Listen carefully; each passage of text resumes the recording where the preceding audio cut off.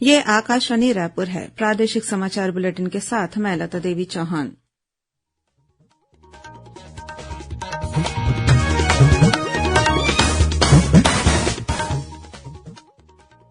और अब पेश है आज के मुख्य समाचार। प्रधानमंत्री नरेंद्र मोदी की अध्यक्षता में आज हुई नई दिल्ली में नीति आयोग की बैठक। मुख्यमंत्री भूपेश बघेल भी हुए शामिल। राज्य से जुड़ी विभिन्न योजनाओं और विषयों पर रखी अपनी बातें। प्रधानमंत्री से राज्यपाल अनुसुईया उइके ने अपनी नई दिल्ली प्रवास के दौरान सौजन्य भेंट की। राज्यपाल ने प्रधानमंत्री से प्रदेश से जुड़ी विभिन्न विषयों पर चर्चा की। हर घर तिरंगा अभियान के तहत राष्ट्रीय ध्वज की बिक्री के लिए देशभर के डाकघर स्वतंत्रता दिवस से पहले सभी अवकाश के दिनों में खुले रहेंगे। और बीजापुर जिले में पिछले 2 दिनों से हो रही अनवरत बारिश के कारण बीजापुर से तेलंगाना और निजामाबाद मार्ग बंद। मौसम विभाग ने कल प्रदेश के 1-2 स्थानों पर अति भारी वर्षा होने की चेतावनी दी।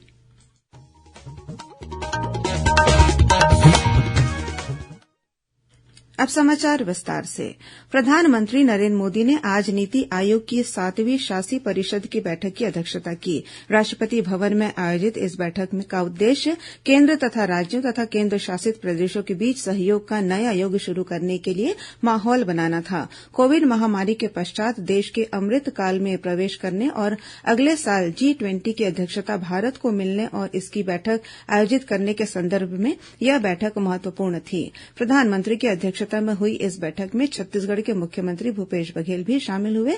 बैठक में मुख्यमंत्री ने राज्य से जुड़ी विभिन्न योजनाओं और विषयों पर अपनी बातें रखी।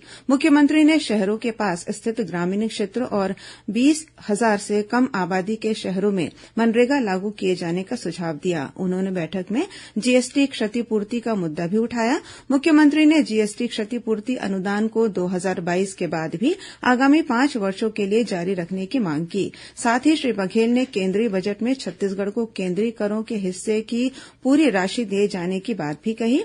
उन्होंने माओवादी उन्मूलन के लिए राज्य में केंद्रीय बलों की तैनाती पर हुए सुरक्षा व्यय 11,828 करोड़ रुपए को केंद्र सरकार द्वारा वहन करते हुए राज्य को बकाया राशि से मुक्त किए जाने का आग्रह किया। प्रधानमंत्री नरेंद्र मोदी से राज्यपाल अनुसुईया उइके ने अपनी नई दिल्ली प्रवास के दौरान सौजन्य भेंट की। इस मौके पर सुश्री उइके ने प्रधानमंत्री को रक्षाबंधन की अग्रिम बधाई दी और प्रदेश की सभी बहनों की ओर से प्रधानमंत्री को राखी बांधी और उनके स्वस्थ तथा दीर्घायु जीवन की कामना की। राज्यपाल ने प्रधानमंत्री से हर घर तिरंगा अभियान शुरू करने के लिए धन्यवाद दिया। इस अवसर पर उन्होंने प्रधानमंत्री से प्रदेश से जुड़ी विभिन्न विषयों पर चर्चा की। सुश्री उइके ने प्रधानमंत्री को प्रदेश की कानून व्यवस्था के संबंध में जानकारी दी और अपराध नियंत्रण को लेकर अपने विचार साझा किए। राज्यपाल ने श्री मोदी को छत्तीसगढ़ में राष्ट्रीय शिक्षा नीति के क्रियान्वयन के लिए और अधिक प्रयास की जरूरत बताई और कहा कि राष्ट्रीय शिक्षा नीति से प्रदेश के युवाओं को लाभ मिलेगा, इसलिए उनके हितों को ध्यान में रखने की जरूरत है। साथ ही उन्होंने छत्तीसगढ़ की 22 जनजातियों की सूची में मात्रात्मक त्रुटि होने की वजह से प्रमाण पत्र मिलने में हो रही परेशानियों को देखते हुए इसे शीघ्र संशोधन करने का आग्रह किया। इसके अलावा राज्यपाल ने 5वीं अनुसूची के तहत आने वाले क्षेत्रों में वहां के निवासियों के अधिकारों के संरक्षण की बात भी कही।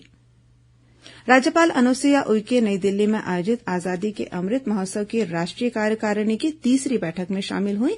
बैठक में प्रधानमंत्री नरेंद्र मोदी, केंद्रीय गृह मंत्री अमित शाह, लोकसभा अध्यक्ष ओम बिरला, रक्षा मंत्री राजनाथ सिंह सहित सभी राज्यों के राज्यपाल, मुख्यमंत्री और विभिन्न क्षेत्रों के प्रबुद्ध व्यक्ति तथा कलाकार शामिल हुए। बैठक में केंद्रीय संस्कृति विभाग के सचिव ने अमृत महोत्सव के तहत अब तक हुए कार्यक्रमों की जानकारी दी और आगामी कार्ययोजना से सभी को अवगत कराया।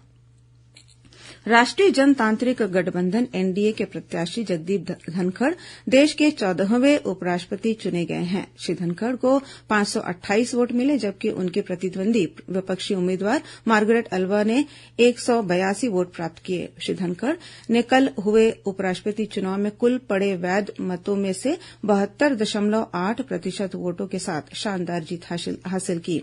उपराष्ट्रपति पद के लिए पिछले 6 चुनावों में श्री धनखड़ का जीत का अंतर सबसे अधिक रहा है। श्री धनखड़ बृहस्पतिवार को पद की शपथ लेंगे। मौजूदा उपराष्ट्रपति एम वेंकैया नायडू का कार्यकाल बुधवार को समाप्त होगा। श्री धनखड़ को राज्यसभा का पदेन सभापति नियुक्त किया जाएगा। देश भर के डाकघर स्वतंत्रता दिवस के पहले सभी अवकाश के दिनों में खुले रहेंगे। हर घर तिरंगा अभियान के अंतर्गत सभी डाकघरों से राष्ट्रीय ध्वज खरीदे जा सकते हैं। केंद्रीय संचार मंत्रालय ने कहा है कि 7, 9 और 14 अगस्त को सभी डाकघरों में राष्ट्रीय ध्वज की बिक्री के लिए विशेष प्रबंध किए गए हैं। हर घर तिरंगा अभियान को लेकर प्रदेश में तैयारियां जोर शोर से जारी हैं। इसी कड़ी में नेहरू युवा केन्द्र दुर्ग द्वारा आज सुबह बाइक रैली का आयोजन किया गया। यह रैली महावीर खेल मैदान बोरसी से शुरू हुई, जो विभिन्न मार्गों से होते हुए बोरसी में ही समाप्त हुई। इस दौरान देशभक्ति गीतों के साथ ग्रामीणों को आगामी 13 से 15 अगस्त तक अपने अपने घरों में तिरंगा फहराने के लिए प्रोत्साहित किया गया। इसी तरह पाटन के चारों मंडल के भाजपा कार्यकर्ताओं द्वारा आज पाटन में प्रभात फेरी निकाली गई और लोगों से राष्ट्र ध्वज फहराने का आह्वान किया गया। दुर्ग जिले में ही संस्कार भारती और महाराष्ट्र मंडल सेक्टर 4 भिलाई में संयुक्त तत्वावधान में देशभक्ति गीत समूह गान प्रतियोगिता का आयोजन किया गया। उधर मुंगेली जिला भाजपा द्वारा 15 अगस्त तक जिले के करीब 40,000 घरों और सार्वजनिक स्थानों में झंडा लगाया जाएगा। इस संबंध में आयोजित बैठक में जिला प्रभारी शंकरलाल अग्रवाल ने बताया कि हर घर तिरंगा अभियान के तहत जिले के प्रत्येक बूथ में कम से कम 25-25 और प्रत्येक विधानसभा क्षेत्र में 75 प्रमुख स्थानों पर झंडे लगाने का लक्ष्य रखा गया है। प्रादेशिक समाचार आप आकाशवाणी रायपुर से सुन रहे हैं। छत्तीसगढ़ की खबरों से है आपका वास्ता और खबरों की विश्वसनीयता से है हमारा वास्ता। आकाशवाणी समाचार रायपुर के प्रादेशिक समाचार बुलेटिन के साथ ही हमारे समसामयिक कार्यक्रम आप रेडियो के अलावा अपने मोबाइल पर भी सुन सकते हैं। आकाशवाणी समाचार फेसबुक, ट्विटर और यूट्यूब पर भी उपलब्ध है। हमारा Facebook page Chhattisgarh news on AIR, Twitter handle CGAIR news और हमारा यूट्यूब चैनल है छत्तीसगढ़ AIR न्यूज। तो अब रेडियो के साथ ही आपके मोबाइल के जरिए भी हम पहुंच रहे हैं आप तक। छत्तीसगढ़ की हर खबर के लिए सुनते रहिए आकाशवाणी समाचार। और अब आगे बढ़ते हैं बाकी के समाचारों की ओर। मतदाता अब अपने वोटर ID कार्ड को आधार कार्ड से घर बैठे लिंक कर सकते हैं। भारत निर्वाचन आयोग ने इसके लिए वोटर हेल्पलाइन गरुड़ ऐप जारी किया है। वेब पोर्टल nvsp.in से स्वयं या BLO की मदद से भी मतदाता वोटर ID और आधार कार्ड लिंक कर सकेंगे। इसके लिए मतदाता को फॉर्म 6B की सभी जानकारी अपडेट करना होगा। आधार अपडेशन से फर्जी मतदाताओं की पहचान में सुविधा होगी। प्रदेश में कोरोना संक्रमण के मामले लगातार बढ़ रहे हैं और पॉजिटिविटी दर 5.30% हो गई है। कल प्रदेश में कोरोना संक्रमण के 493 नए मामले सामने आए। इनमें सबसे अधिक दुर्ग जिले में 70 और रायपुर जिले में 46 मरीज मिले। वर्तमान में 3,371 मरीजों का इलाज प्रदेश के विभिन्न अस्पतालों या होम आइसोलेशन में चल रहा है। उधर जशपुर जिले के ग्राम महादेव डांड में स्थित कस्तूरबा गांधी आवासीय विद्यालय में 19 छात्राएं कोरोना पॉजिटिव पाई गई हैं। इन सभी छात्राओं को स्कूल परिसर में ही आइसोलेट किया गया है। इस बीच प्रदेश में कोरोना से बचाव के लिए अब तक 4,57,00,000 से अधिक टीके लगाए जा चुके हैं। स्वतंत्रता दिवस समारोह में राज्य और जिला स्तर पर उत्कृष्ट गौठानों को पुरस्कृत किया जाएगा। इसके तहत राज्य के 3 सर्वश्रेष्ठ गौठानों को राज्य स्तरीय समारोह में 50-50 हजार रूपये का पुरस्कार दिया जाएगा। वहीं प्रत्येक जिले के एक उत्कृष्ट गौठान को 25-25 हजार रूपये पुरस्कार स्वरूप प्रदान किए जाएंगे। समारोह में उत्कृष्ट गौठान से संबंधित ग्राम पंचायत के सरपंच और गौठान समिति के अध्यक्ष को भी सम्मानित किया जाएगा। कृषि विभाग ने उत्कृष्ट गौठान चयन के लिए बुनियादी ढांचा, गोबर क्रय और कंपोस्ट उत्पादन, विविध आजीविका तथा स्वावलंबन को आधार मानते हुए इसके लिए कुल 100 अंक निर्धारित किए हैं। बीजापुर जिले में आज सुरक्षा बलों की टीम ने मोदकपाल थाना क्षेत्र के बोगला पंगुड़ के जंगल में एक माओवादी कैंप को ध्वस्त कर दिया। पुलिस अधीक्षक आंजनेय वर्षणे ने बताया कि जंगल में माओवादी की मौजूदगी की सूचना पर सुरक्षा बल के जवान तलाशी अभियान के लिए निकले थे। इस दौरान बोगड़ा के जंगल में माओवादियों ने फायरिंग शुरू कर दी। जवानों द्वारा की गई जवाबी कार्रवाई के बाद माओवादी कैंप छोड़कर भाग गए। मौके से बड़ी मात्रा में विस्फोटक सामग्री बरामद की गई है। वहीं इसी जिले के उसूर ब्लॉक में ग्राम गलगम में माओवादियों ने बीती देर रात एक ग्रामीण की धारदार हथियार से हत्या कर दी। और अब पेश है मौसम का हाल। मौसम विभाग ने कल प्रदेश के कुछ स्थानों पर भारी वर्षा और एक दो स्थानों पर अति भारी वर्षा होने की चेतावनी दी है। मौसम विभाग के मुताबिक एक निम्न दाब का क्षेत्र उत्तर पश्चिम बंगाल की खाड़ी और उससे लगे पश्चिम मध्य बंगाल की खाड़ी, तटीय ओडिशा तथा तटीय आंध्रप्रदेश के ऊपर स्थित है। इसके साथ ही ऊपरी हवा का चक्रीय चक्रवाती घेरा विस्तारित है। इसके असर से प्रदेश में बदली बारिश की स्थिति बनी हुई है। इस बीच बीजापुर जिले में पिछले 2 दिनों से हो रही अनवरत बारिश से जनजीवन अस्त व्यस्त हो गया है। बीजापुर से तेलंगाना और निजामाबाद मार्ग बंद हो गया है। जिले के भोपालपट्टनम, बासागुड़ा, तोयनार, मिरतुर और गंगालूर समेत कई गांवों के छोटे बड़े सभी नाले उफान पर हैं। नालों में बने पुल के ऊपर से पानी बहने के कारण आवागमन पूरी तरह बंद है। 200 से अधिक गांवों का जिला मुख्यालय से संपर्क कट गया है। उधर जांजगीर चांपा जिले में कल आकाशीय बिजली गिरने से 7 अलग अलग घटनाओं में 6 लोगों की मौत हो गई है। यह घटना अकलतरा, मुलमुला, चांपा, बाराद्वार और पामगढ़ क्षेत्र में हुई।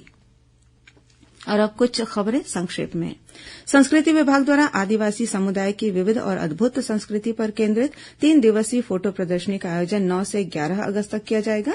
जांजगीर चांपा जिले में रक्षाबंधन पर्व 2 दिन मनाया जाएगा। पहले दिन 10 अगस्त को ग्राम बहेराडीह की महिलाओं द्वारा धान, बीज और साग सब्जी की रेशों से निर्मित रंग बिरंगी राखियों की प्रदर्शनी लगाने के साथ ही पेड़ पौधों को राखियां बांधी जाएगी। वहीं दूसरे दिन 11 अगस्त को महिलाएं अपने अपने भाइयों की कलाइयों में राखी बांधेंगी। बीजापुर जिले में स्थित सारकेगुड़ा आश्रम के एक छात्र की आज सुबह मलेरिया से मौत हो गई। राजनांदगांव जिले में हाथियों ने ग्राम पैदूर में 3 घरों को नुकसान पहुंचाया है, साथ ही खेतों में फसलों को भी रौंद दिया है। और रायपुर पुलिस ने नौकरी लगाने के नाम पर ठगी करने वाले एक आरोपी को गिरफ्तार किया है। पुलिस ने आरोपी के पास से फर्जी नियुक्ति पत्र और सील जब्त किया है। वहीं बेमेतरा पुलिस ने ऑनलाइन ठगी करने वाले एक गिरोह के 2 सदस्यों को गिरफ्तार किया है। अंत में मुख्य समाचार एक बार फिर। प्रधानमंत्री नरेन्द्र मोदी की अध्यक्षता में आज नई दिल्ली में नीति आयोग की हुई बैठक। मुख्यमंत्री भूपेश बघेल भी हुए शामिल। राज्य से जुड़ी विभिन्न योजनाओं और विषयों पर रखी अपनी बातें। प्रधानमंत्री से राज्यपाल अनुसुईया उइके ने अपनी नई दिल्ली प्रवास के दौरान सौजन्य भेंट की। राज्यपाल ने प्रधानमंत्री से प्रदेश से जुड़ी विभिन्न विषयों पर की चर्चा। हर घर तिरंगा अभियान के तहत राष्ट्रीय ध्वज की बिक्री के लिए देशभर के डाकघर स्वतंत्रता दिवस से पहले सभी अवकाश के दिनों में खुले रहेंगे। और बीजापुर जिले में पिछले 2 दिनों से हो रही अनवरत बारिश के कारण बीजापुर से तेलंगाना और निजामाबाद मार्ग बंद। मौसम विभाग ने कल प्रदेश के 1-2 स्थानों पर अति भारी वर्षा होने की चेतावनी दी। इसी के साथ प्रादेशिक समाचार बुलेटिन समाप्त हुआ। नमस्कार।